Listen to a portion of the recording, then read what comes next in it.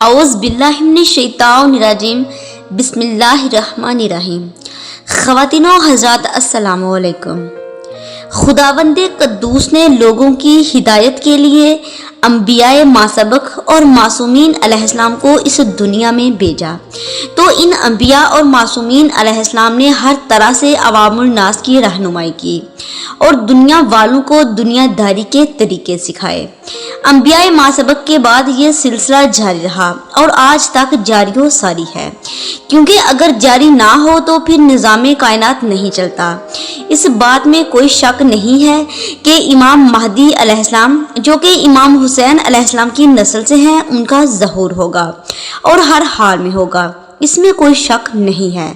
تمام اہل سنت بھی اس بات کو مانتے ہیں اور دنیا کے تمام مذاہب بھی اس بات کو تسلیم کرتے ہیں۔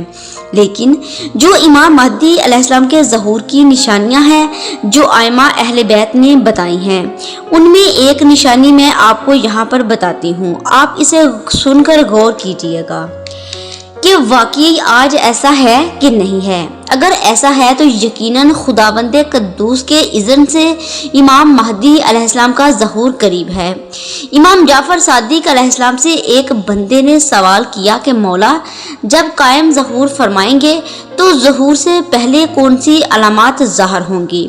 امام علیہ السلام نے اس کے سوال کے جواب میں کافی زیادہ علامات بتانے کے بعد کہا کہ ظہور سے پہلے چھوٹے بھائی کا قد بڑے بھائی کے قد سے قدرے لمبا ہو جائے گا، یہاں تک کہ دیکھنے والے کے لیے پہچان مشکل ہو جائے گی کہ ان میں چھوٹا کون ہے اور بڑا کون ہے۔